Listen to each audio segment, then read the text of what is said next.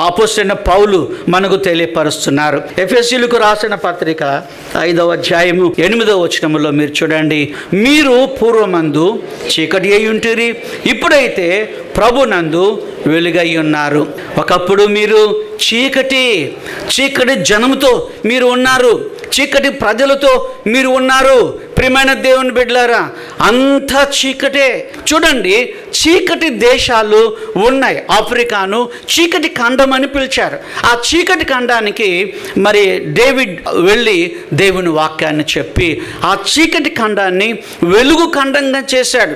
ఎన్నో శ్రమలు ఆ డేవిడ్ అనుభవించాడు. తన భార్యను పిల్లల్ని వదిలిపెట్టి అరణ్యాల్లోనికి వెళ్ళి ఆయన ఎన్ని శ్రమలు పడ్డాడో ఆ చీకటి ఖండాన్ని వెలుగు ఖండంగా చేశాడు. ఈ రోజున ఆఫ్రికాలో ఉన్నటువంటి దేవుని సేవకులు మహత్తరమైనటువంటి సేవ జరిగిస్తున్నారు. వారు స్తుతి ఆరాధన, వారు సువార్త ప్రకటించడం. నేను ఆమ్స్టర్డామ్కి వెళ్ళినప్పుడు ఒక 10 దినాలు నేను అక్కడ ఉన్నాను.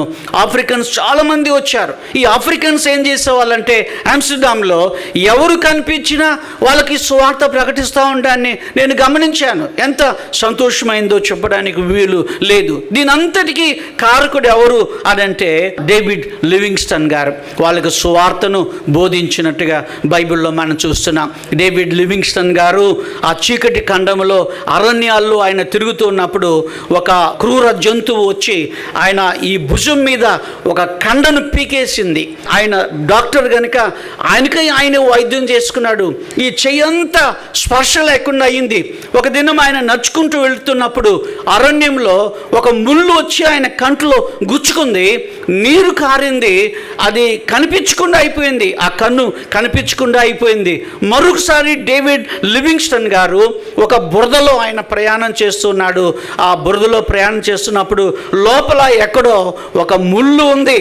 ఆ ముళ్ళు గుచ్చుకున్నందువలన ఆ కాలు జీవితకాలం అంతా కూడాను స్పర్శ లేకుండా అయిపోయింది.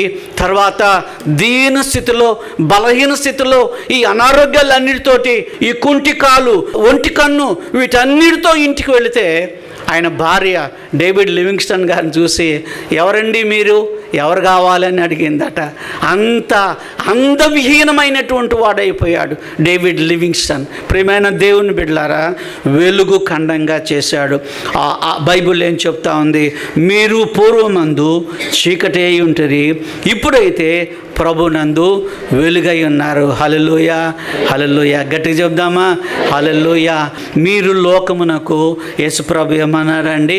వెలుగై ఉన్నారు. మత్తయి సువార్త 5వ అధ్యాయంలో మీరు లోకమునకు వెలుగై ఉన్నారు. ఇక్కడ అంటున్నాడు, మీరు పూర్వమందు చీకటి అయి ఉంటుంది, ఇప్పుడైతే ప్రభువు నందు. గమనించారా? ఇంతకుముందు క్రీస్తునందు, ఆ తర్వాత యేసు రక్తమునందు అని అన్నారు. ఆ తర్వాత అపోస్తలుడైన పౌలు చెప్పాడు, క్రీస్తు శిలువ ద్వారా మీరందరూ కూడా ఆ నవీన స్వభావం ధరించుకున్నారంటున్నారు. ఇప్పుడు అంటున్నాడు, ప్రభునందు. మీరు చీకట్లో ఉండి వెలుగులోకి రావడానికి కారకులు ఎవరు అనంటే యేసు క్రీస్తు ప్రభుల వారు అని చెప్తా ఉన్నాడు. దేవునికి వందనాలు చెల్లిస్తున్నాం. తలలు వంచండి, ప్రార్థన చేద్దాం.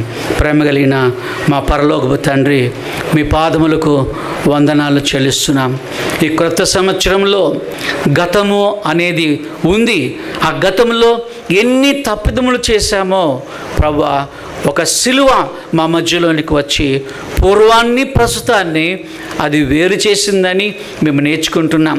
మీ రక్తము ద్వారానే, మీ ద్వారానే, క్రీస్తు ప్రభుల ద్వారానే ఇది సాధ్యమవుతుందని మేము నేర్చుకున్నాం. ఈ నూతన సంవత్సరంలో ఇంకా ఎవరైనా మారు మనసు పొందకుండా పూర్వము ప్రస్తుతము లేకుండా ఉంటే వారి జీవితంలో పూర్వము ప్రస్తుతాన్ని ఉంచుమని ప్రార్థన చేసి వేడుకుంటున్నాం. నీ వాక్యం ద్వారా నాతో మాట్లాడారు, మాతో కూడా మాట్లాడారు. మీకు వందనాలు చెల్లిస్తూ యేసు నామం బట్టి అడుగుచున్నాం తండ్రి. ఆమెన్.